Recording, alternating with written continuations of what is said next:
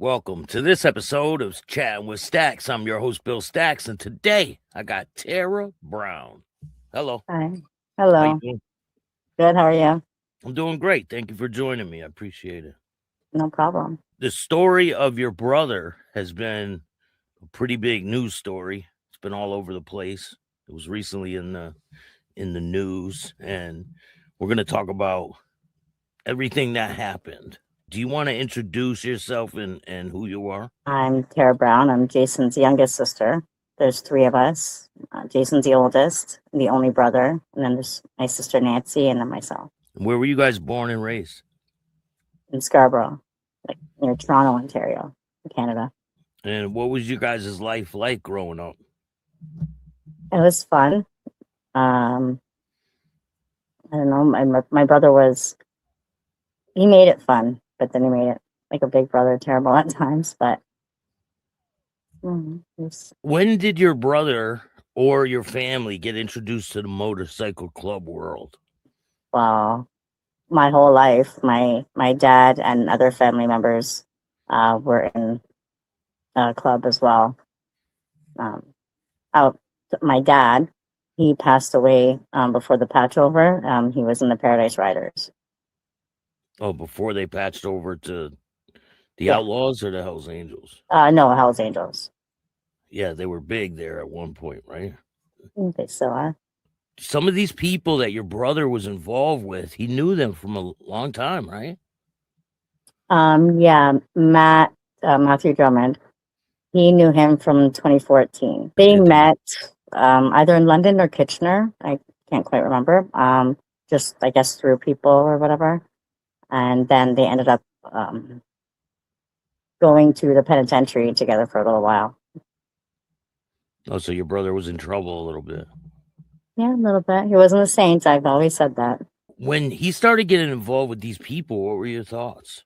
I didn't have any thoughts really. I mean, it's the way we grew up, and I guess he just wanted to kind of maybe be like our dad and follow in those footsteps kind of thing. So I supported him at the time. Did he have a motorcycle? Yeah. Was he just hanging out with these guys, or did he show interest on joining the Outlaws? He knew somebody in the Outlaws. And then I guess he and Matt wanted to start their own club at some point. This is from what my brother has told me. He and Matt had wanted to start a club or something like that. They had talked about it or something when they were in together. And then when Matt got out first that time, and so my brother set him up with somebody that he knew from the Outlaws, and then they, I guess, just took it from there. So he started hanging out with these guys all the time, right? Mm-hmm. Was there ever problems before this situation happened? No. I talked to my brother every day. He used to come by. I used to work afternoons managing an office, and he used to come by, for lunch and stuff like that. And he never mentioned anything to me. Walk me through like what happened to where there was a problem and where everything started. I'm being honest, I didn't even know that there was a problem. My brother had an addiction, and he was in and out of addiction. And I think that may have been what the issue was. I'm not exactly sure, to be honest, why he didn't really get into it with me, why he stopped. Because before he was killed, he wasn't like a prospect, probate, or whatever. I say striker because that's what I'm used to saying. He for over a year at that point. So he wasn't a prospect, you're saying? Not when he was killed, no. He was at one point, but about just over a year before he was killed, he wasn't a prospect anymore. So they put it in the news like he was an active prospect when he was killed. I know. I've commented on, made comments on people's things whenever they say it, because he wasn't when he was killed. No. Even the recent article says beaten to death as a prospect, and yeah. But if you look at the words that then they will say that he was a one-time prospect. But the headlines and all that just make it headlines, right? So they want it to be out there that he was, but he wasn't at the time. I think they try to give the motorcycle clubs a really bad rap. Even when something like this happens, it doesn't mean that all the motorcycle clubs are like this, that would do something like this. It's just certain individuals, maybe, right? That's exactly what it is. Because So, Jason and Matt have known each other from before. Again, it's alleged. Matt's not convicted or anything, but it's from before. Like, they knew each other for a long time. I don't really think that it had anything to actually do with the club. It just so happens that Matt was a club member, and then his brother became a member like almost a year after Jason was killed. so do you think, and this is all speculation, right? Mhm. Everything we're talking about is all speculation. That's Do you right. think he had a personal issue, your brother, with this guy, Matt? Yeah. And then the club got involved somehow. I don't even think, I don't even know if the club did get involved, to be honest. Like, the only members that have been charged is Matt. I mean, his brother was charged too, but he didn't become a member until after. So, Oh, so after this happened, then he became a member. yeah, like about a year after, I think. So walk me through when you find out that your brother's missing and like everything that happened from when you find out he's missing to when they find him. We didn't know he was missing. My sister got a knock on her door from detectives saying that they found him on the side of the road. Oh, so you guys didn't even know that he was missing for a while. No, he was missing from the evening before. So there was like maybe like 12 hours, 12, 13 hours that he was missing for, and we didn't know about it. So they come to your sister's door and say that they found him. Yeah. And what do you guys do? Well, she called me and told me to sit down, and I was like, Nancy, I'm doing something. Like, I'm not sitting down. She's like, sit down. So I'm like, okay. And then she told me that they found Jason dead. Sorry. That they found him dead on the side of the road. And I was in shock. I was actually ordering a pizza, and I just handed the phone back to my husband, and I went in and got my pizza. And I was like a zombie. Like, it didn't hit me until later that night when I seen it on the news. So now all this is happening, right? Is there any suspects in the beginning? No, we had no idea. Like I said, me and my brother were very close. We talked like almost every single day, and I don't know. We had no idea who would have done it. He gave you there was no signs or anything. Were you talking to him? He didn't give you any like distress or nothing. No, He didn't say I'm having a problem with these people. no, no. There was nothing. He just was just whenever we talked, it was like, "Hey, what are you doing? I'm busy, or I'm this, or I'm that." Like, he never said anything about having any issues with anybody. Do you think this was just a random thing? No. But do you think it was like just a spontaneous thing? I think that I think it was planned. They planned to meet him and jump him. But I don't know. Like, when they kidnapped him, like, I don't know. We don't know who he went to when he got kidnapped, because like we don't know. He was apparently brought to the Outlaws Clubhouse in Toronto, in Scarborough, and I don't know who was there or anything like that. That's why it's still an ongoing investigation. Can you tell me like what you hear that happened? Because wasn't he with somebody when he went to the cemetery?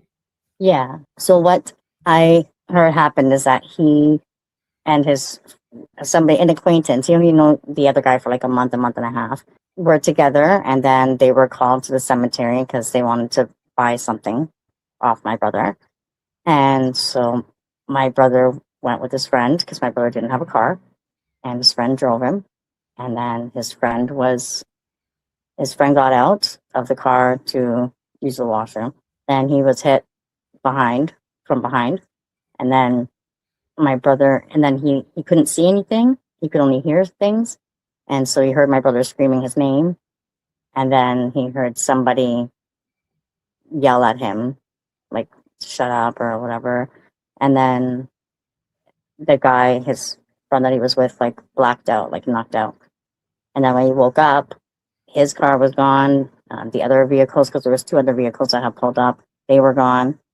And he went to the closest house to call the police to advise him that Jason had been kidnapped. And that's how he was reported missing. Do you believe that guy's story? I do. How long after all this happens because they don't know who did it, right? For a long time. Yeah. How long until you get a call saying that they might have somebody that possibly has done this? 4 years. 4 years. I called the detective every 2 weeks. Poor guy. I probably annoyed the hell out of him, but I'm very persistent. And there was just nothing for like 4 years when the first arrest was made. And that was Stephen Walson Garrig's was the first arrest. Well, during this time, did you hear any rumors or anything? No. Nothing. People were just quiet about all of it. Yeah. That's wild. I know. And there's only me and my sister left, and my brother also has 2 kids. And like our parents have passed away years ago, and there was only me, Nancy, and Jason. And Jason's gone. There's only me and my sister, and there's just a lot for us. My sister has 4 kids herself. I had no kids at the time, but I do now. So you find out there's an arrest, and what are your thoughts when you find out there's an arrest? I thought, okay, finally some justice. Finally, like somebody's gonna be held accountable. Finally, we're gonna get answers, which we still don't have all the answers. So, but we just thought we would. Gives you more questions, right? Exactly. Like we sat there and speculated for so long what it could have been, what could have happened, what it was, and we had no idea. And then when there was an arrest, we thought, okay, finally, but then it was like nothing. Like there were no answers to what happened. So how many people in total get arrested, and how quick were they arrested? The first one was in 4 years, you said, right? Yeah. And then the next one was a few months after that, in the same year. And then the other 2 were the next year. And then I believe Matt was the last one to get arrested, and I believe he was. So that was like the year after that, I believe. So do any of them confess to what happened? No. None of them say anything. Nope. But some of them end up getting found guilty, right? They pled. There's 4 that have pled to way lesser charges. Yeah, like a lot less. Oh, yeah. Because they don't have, like, when he was put in the trunk of the car, like the media keeps saying, like, and he either died in the trunk of the car or at the clubhouse or after, because they don't know when he died. I mean, I believe he didn't die in the trunk of the car. I don't believe that at all. I believe that whatever happened to him, like when he got to the clubhouse or after the clubhouse or wherever, somehow afterwards he died. I don't believe he died in the trunk of the car. So they say they brought him from the cemetery to the clubhouse, and where did they find him at? About 45 minutes to an hour away from the clubhouse. So altogether from Harrison to where his body was found is about 2 to 2.5 hours away apart from each other. And then the clubhouse is like in between. Yeah. Well, it was. It's not there anymore. them pleading guilty, they didn't have to admit what they did, taking a plea bargain.